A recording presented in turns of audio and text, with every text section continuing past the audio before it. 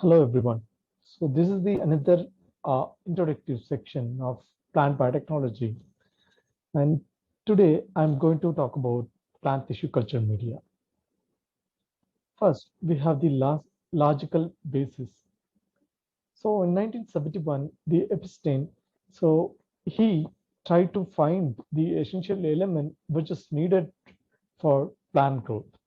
So the plant which will be growing naturally in the environment, whereas if you want to try with new varieties, so in that case, so you have to try it in the in vitro conditions. So we have the in vivo set and in vitro sets. And also the plant medium, which is very important, which will help the plant to properly grow and complete its life cycles. And also the constant of molecules is very essential for their growth. So in that case, so the medium compositions will be the will be calling it as the essential metabolites. So first we have essential element where we have the macro elements.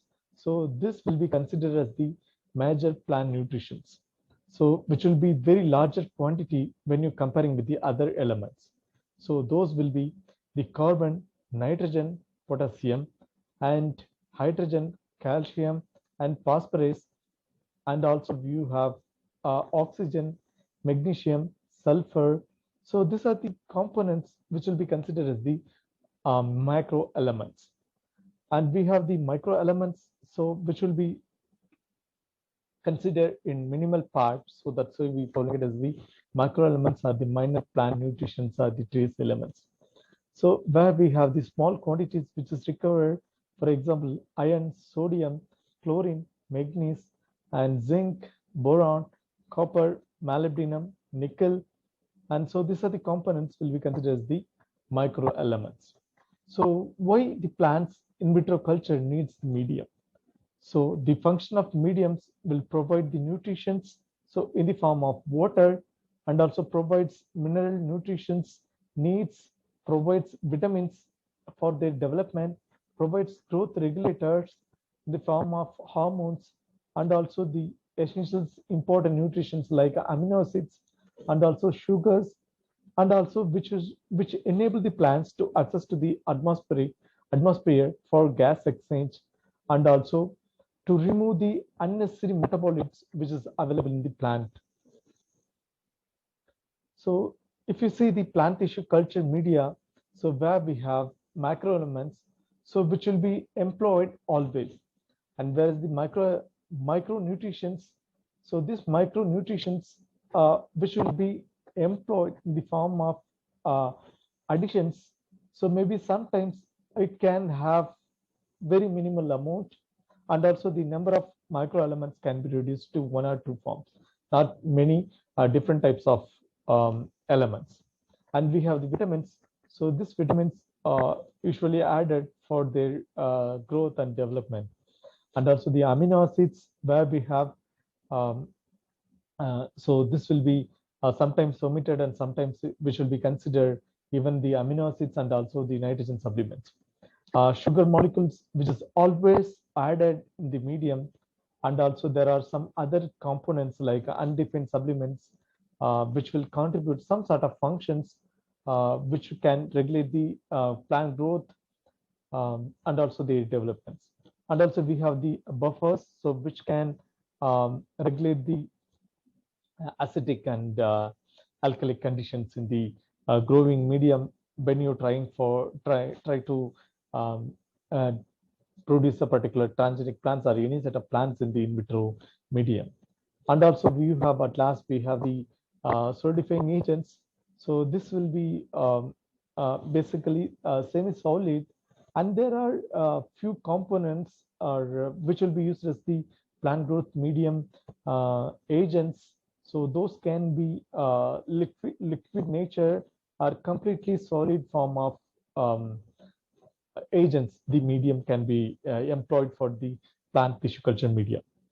And if you see the macronutrients, uh, as you see, like the higher quantity, so that will be very important. And nitrogens, which is mainly observed in the form of ammonia or nitrate, and phosphorus in the form of phosphate ions, and sulfur in the form of sulfate ions.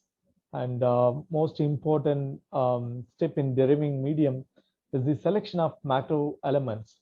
So that is very, very important. The balanced medium can be optimized through the different elements with their respective the quantity, and also the salts.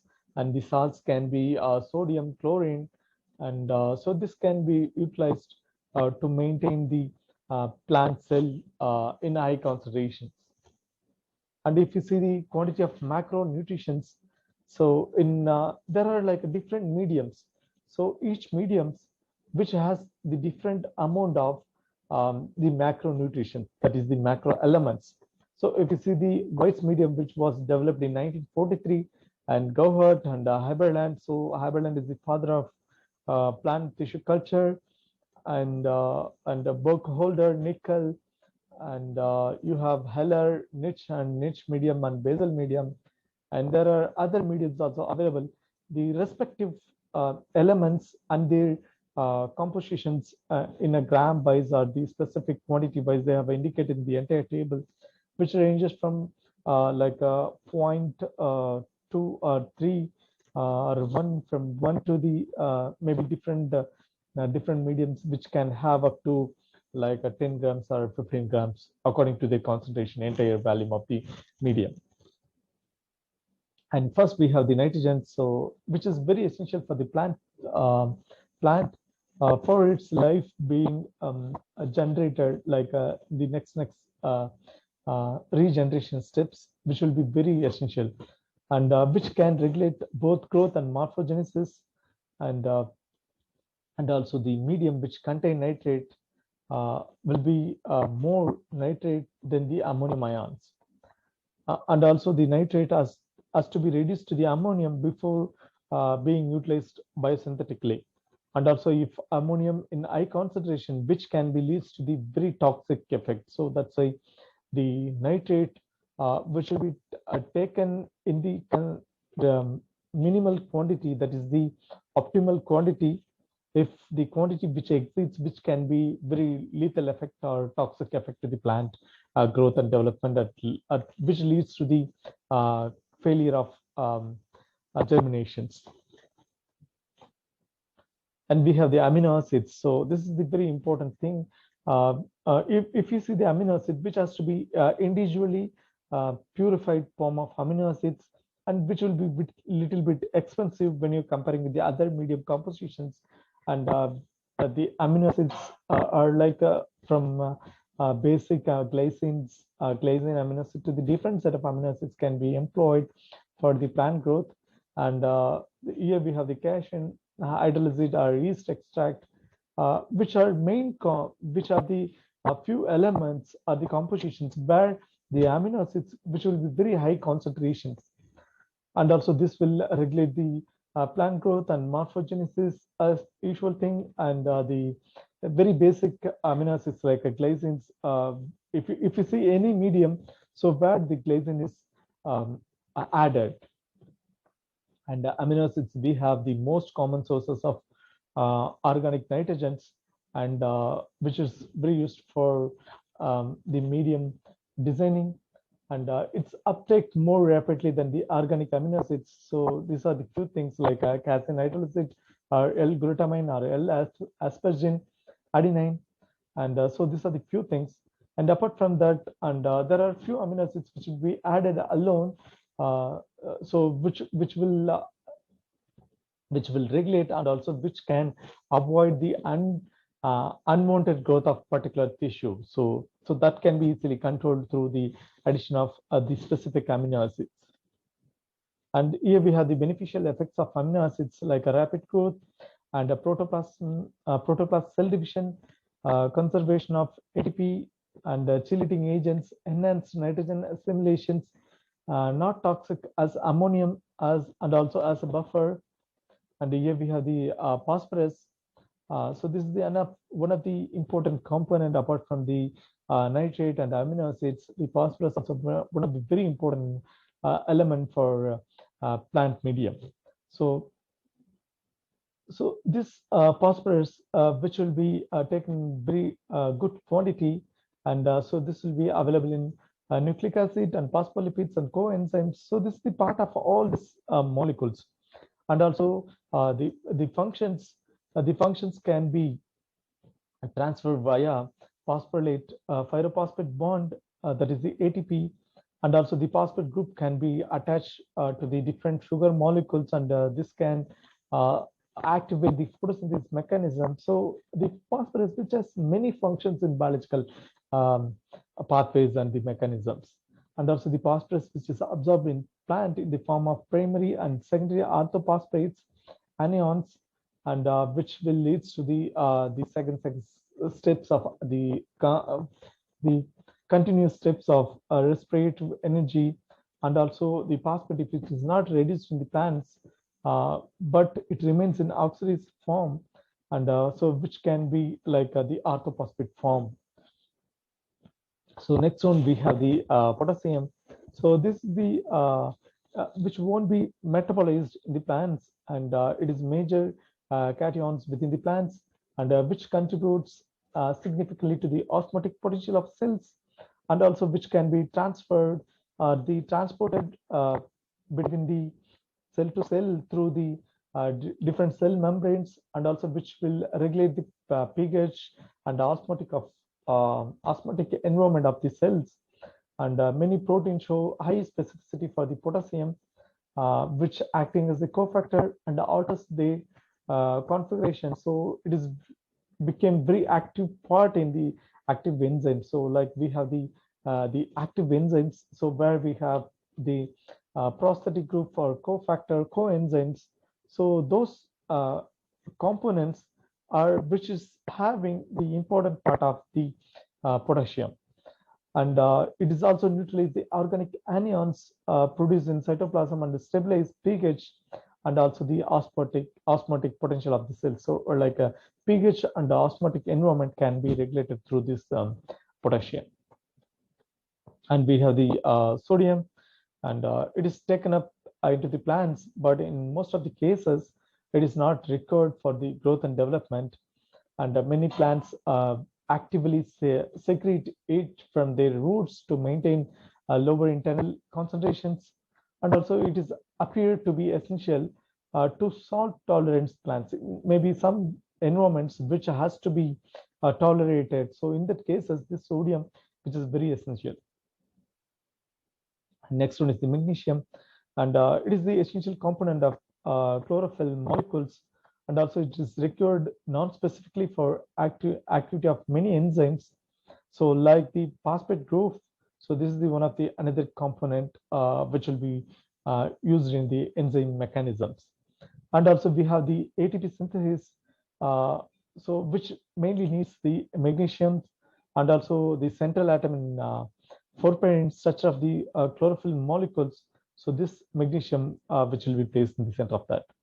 And we have the sulfur. So the sulfur, it is mainly absorbed as a sulfate, and it is uptake coupled to the nitrogen assimilation, and also which is incorporated into the chemical components like mainly sulfur hydrogen or sulfur to sulfur groups.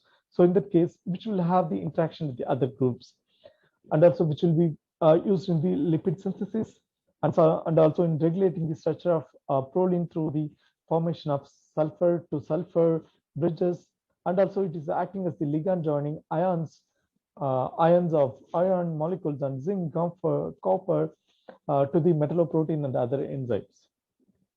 So next one is the calcium, where we have which will helps to balance the anion with the plants.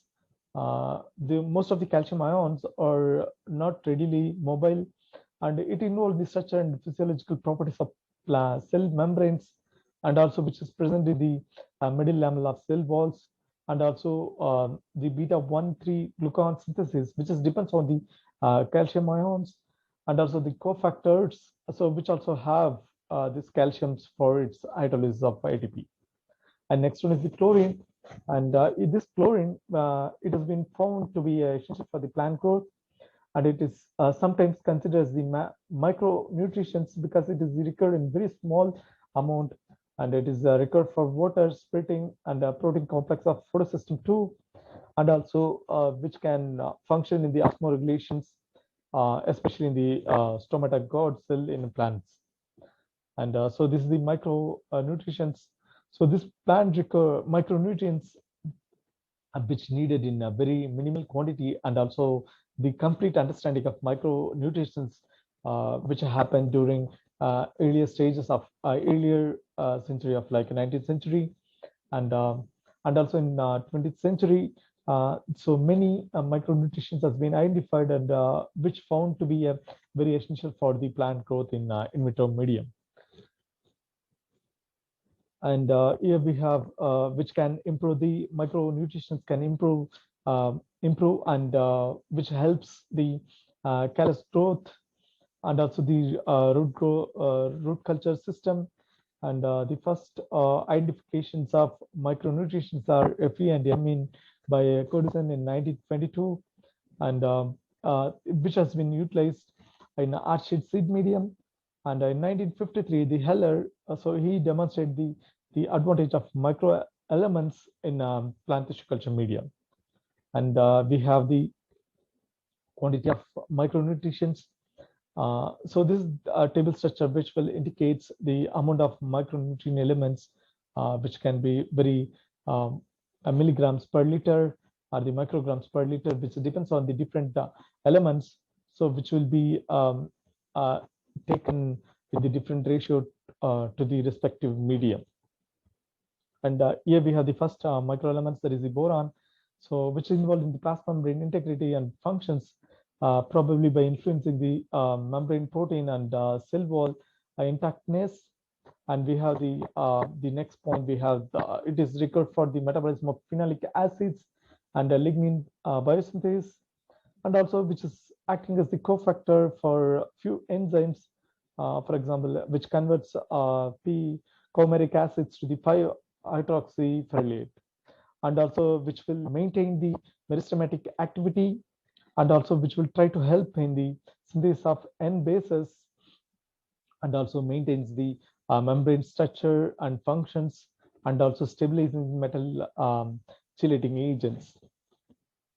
And if you see the manganese, and it is one of the important micro elements, so which is similar properties to the manganese, and still which can be used as the coenzymes or cofactor for few enzymes, not for the entire enzymes, and few enzymes which need the manganese, and also which involve the respiration, photosynthesis as the metalloprotein structure, and also it is known to be required for the activity of several enzymes, and also which is necessary for maintenance of chloroplast ultrastructure and regulation of enzymes and growth hormones.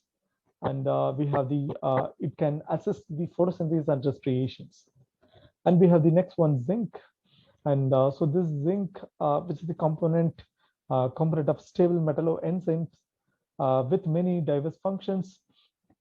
It is recorded in more than 300 enzymes for its activations or as a cofactor or coenzymes. And it's deficient plants which will suffer, the zinc deficient plants will suffer, that is the reduced enzyme activities for their growth and development. And also there will be very limited quantity of if the enzyme is not present, and the protein also won't be there, and the nucleic acid, the functions also will not be proper, and which leads to the suppressing of plant growth. And we have the next one, copper. Plants which consist of few parts, millions of copper, and becomes attached to the enzymes, many which binds to the oxygen molecules, and which is mainly occurs in the plastocyanin, and also pigment participating in electron transport, and highly concentration of copper can be very toxic. So that's why you'll be taking very minor quantity, that is the millions of parts, so very minor quantity. And we have the next one, we have molybdenum, and it is utilized in the form of hexavalent and absorbed as the molybdenate ions and a component of several plant enzymes, and two being nitrate reductase and nitrogenase, so which is acting as the more cofactor for few enzymes. And next one is the cobalt, and which is uh, not considered as the very essential microelements, still in few cases which can be consumed by the plants. And it might have roles, and still the research has to be explored about the cobalt role in the plant growth, and metal component of vitamin B12. So we used to add the vitamins. So in the case, the cobalt also will be present. And we have the protective action against the metal chelate toxicity, and also the cobalt can inhibit the ethylene biosynthase. And we have the nickel, and so this is the component of urease enzymes which convert the urea to the ammonia, and also which is considered as the essential micronutrients for some leguminous plants. And the presence of nickel strongly stimulates cell growth, and the conversions of urea to the ammonia, those processes will be happening. And agar, which contains relatively very high levels of nickel, and if the urea concentration is very higher, which becomes higher, or the ammonia concentrations become higher, so in the time, so the nickel role will be very important for plant growth and development. And we have the iodine, so still it is not recognized as the important part of the essential medium, that is the essential microelements, and it has been added to the many tissue culture media, uh, and also it improve the in vitro root growth, and also prevent the expand browning, and also it enhances the destruction and later transport of vaccines. And we have the iron, and so all we know the ion role in photosynthesis, and for us that is the two to the ferric, that is the three static form, so the transition which can be happened. And also the chloroplast, and used in the chloroplast and mitochondria and peroxisomes for different function roles like oxidation, reduction reactions, and also the ions essential micro nutrients which can be considered in few times. And the ions can be chelated with the EDTA, and the addition of ion with the EDTA greatly improve the availability of the element to the plant for their growth. And we have finally we have the chelating agents. So some organic compounds are capable of forming complex with the other metal ions. So in that case, so which can happen to be became toxic, so that can be avoided by chelating agents. So maybe in early cases with nickel or different elements which enable the ions which can chelate, and which can control the environment, and which in few cases which will be optimizing the pH, and also which is mainly occurring in the plants, that is the protein and peptides, and carboxylic acid and amino acids. So those things can be happen. So these are the few chelating agents like EDTA, EGTA, and EDDHA, and DTPA, and DHPTA. So these are the few chelating agents and their names they have given here. And here we have the organic supplements. The first one, the organic supplements like vitamin B1, and which is mainly used for metabolism of plants, and also used for biosynthesis of some amino acids. That is the thiamine, and the nicotinic acids or niacins, and also pyridoxines. So these are the few components, the vitamin components are used in plant media.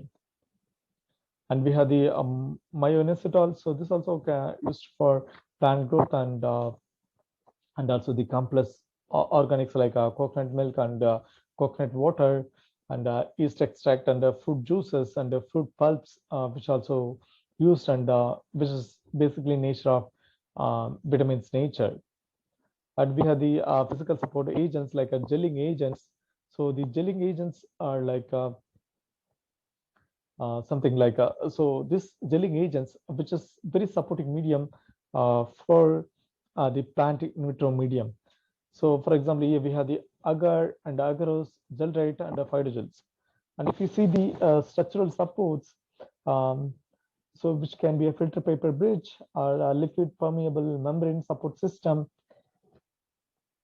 And if you see the first gelling agent, that is the agar. So agar is the most commonly used gelling agents. So it is natural product extracted from the species of red algae, that is the seaweeds, and it is synthetic polysaccharide gelling agents. Agar consists of two components, that is the agarose, alternating D-galactose and 3,6 anhydro L-galactose with side chain of 6-methyl D-galactose residues, which can be ranges from 50 to 90% in the agar medium. And also the other one, agropectin, so which is very limited amount. The first one is the agarose, the another one is the agropectin, so which is like agarose and still the which additionally contains the sulfate ester side chain and also D-glucuronic acids. And agar tissue structure is the double helix, the central cavity of which can accommodate the water molecule easily, so uh, which becomes which becomes uh, very gelling capacity.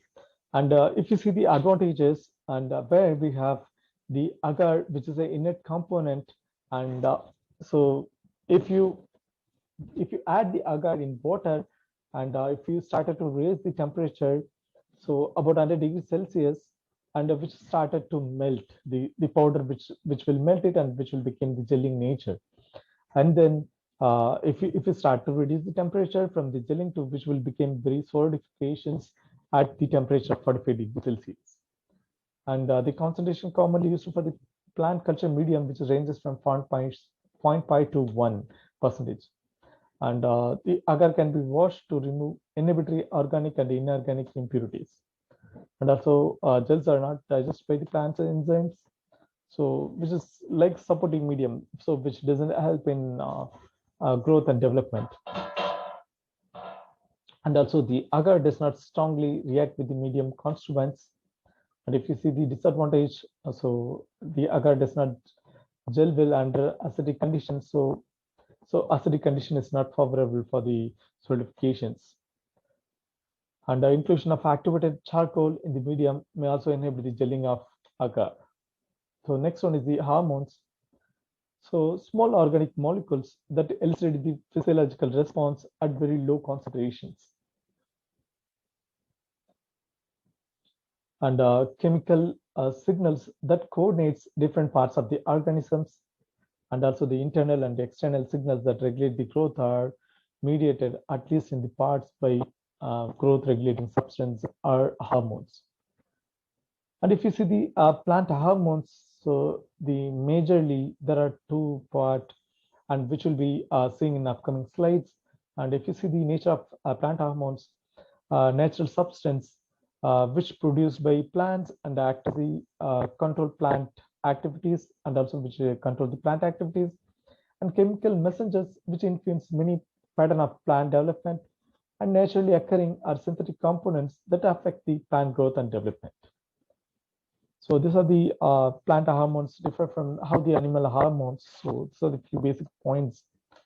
And if you see the characteristics, and here we have synthesized by plants and show specific activity at very low concentration and display multiple function in plants, and also play a role in regulating physiological phenomena in vivo in dose dependent manner. So the dose is very important, and so which can be interact with the other components, can be synergistically or antagonistically to produce particular effect.